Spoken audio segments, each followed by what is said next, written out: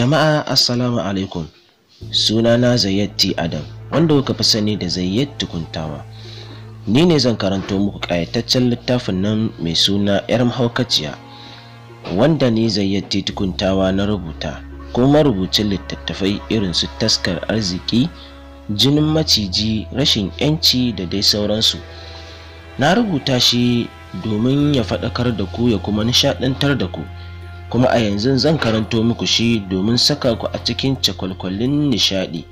Ku dai ku kasance da nishaɗinmu TV Plus.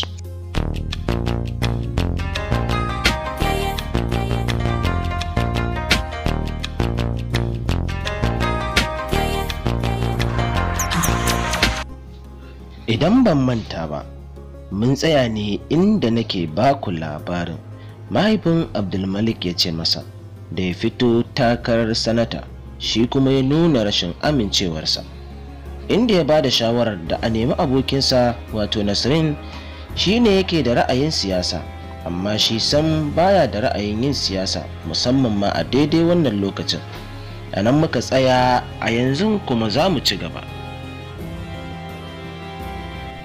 Mahaifin Abdulmalik wato Alhaji Muktar Abul Fataha mai nasara ya daka masa tsawa yana faɗin, kar ka mai da ni sakare mana, ya ina baka umarni kana taurin kai. To ka sani wallahi baka isa ba, ni kai nake so da ka fito neman kujerar nan.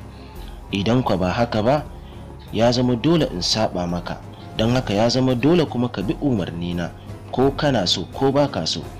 Cikin sanyin jiki Abdulmalik ya ce, Allah ya wuci zuciyarka dadi, amma ni ban faɗa haka domin na ɓata maka rai ba. Kawai dai na faɗa abin da ke cikin zuciyata ne, amma dadi ka yi haƙuri.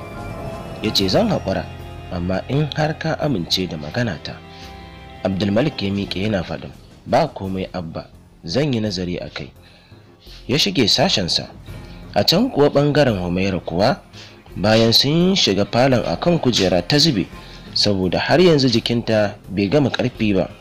Shi kuwa Aliyu cikin wani ɗaki ya shige jim kaɗan, sai gashi ya dawo hannunsa ɗauke da tiran kayan itatuwa, sannan kuma da lemo a kai. Ya dire shi a gabanta ya ce bismillah mana Humaira. Ta girgiza kai ta ce na gode, amma ni ba zan iya cin komai ba a cikin waɗannan kayan da ka kawo. Cikin takaici ya ce, haba Humaira, yanzu ba za ki ci komai ba kenan? Kin ga da safe ma ba abin da kika saka a cikinki. Shin menene haka? Humaira ta ɗan yi murmushi ta ce, ka yi haƙuri, amma wallahi duk abin da na ci zan iya dawo da shi, shi yasa na ce ba zan ci ba. Sannan ta ƙara da cewa, don Allah ina son ka mayar da ni inda ka ɗauke ni, don a gaskiya ba zan iya zama ni kaɗai a gidan ba tare da wata mace ba. Aliyu ya ce, haba Humaira, ta ya zan iya mayar da ke wannan kasuwar? Ai hakan ba shi da wani amfani, saboda a guri ne mai matukar haɗarin gaske, wanda ya tara gaggagaggan manya-manyan masu aikata laifuka, kama daga fashi, fyaɗe da kuma shaye-shaye. To menene alfanun zamanki a wannan wajen, musamman ma wajen mai abincin nan? Humaira ta ajiyar zuciya ta ce, maganar ka haka take, amma ina son ka sani ni ba ni da wani gata ballantana madogara. Haka kuma tun ina karama a gurin na tashi, don haka ba ni da wani guri wanda ya wuce wannan wurin, sannan a nan na tashi kuma nake rayuwa. Aliyu ya shiru cike da mamaki ya ce, Humaira, zan so na san tarihin rayuwarki.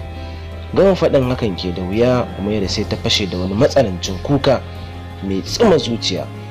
Nan fa hankalin Aliyu ya ƙara tashi sosai, ya rikice, ya ma rasa ta ina zai fara rarrashinta. Aliyu ya soma ba ta haƙuri yana lallashinta, ki yi haƙuri Humaira, ba zan taɓa da na sani wajen taimaka miki ba. Haka kuma ina mai matuƙar baki haƙuri bisa tambayar da na yi miki wacce ta ɓata miki rai. Na yi miki alƙawarin ba zan ƙara tambayar tarihin rayuwarki ba, har sai san da kika shirya faɗa min da kanki. Amma don Allah ki yi haƙuri, ki samu ki ci wannan abincin, hakan zai taimaka wa jikinki ya samu ƙwari, sannan ke ma ki ji daɗi a jikinki. Bayan nan ina son idan kin ɗan ci abincin, ki samu ki je ga ban ɗaki can ki zagaya domin ki watsa ruwa ki rage dattin da ke jikinki, saboda yau kin kasance kwanaki 2 ba tare da kin yi wanka ba. Hakan zai matukar taimaka miki sosai. To jama'a, a nan za mu dakata, sai ku yi haƙuri, sai kuma wani lokacin in Allah ya kai mu za mu ci gaba da kawo muku wannan littafi, kuma muna mai muku albishir ɗin cewa nan da ba da jimawa ba za mu ringa kawo muku wannan littafi wanda zai ɗauke ku kamar minti 15 ko kuma minti 20. Mun gode da subscribe ɗinmu da kuka yi. Muna kuma roƙon alfarma a gare ku da ku tallafa mana wajen yi mana comment da liking. Hakan zai taimaka mana sosai wajen gane kuskurenmu. Mun gode.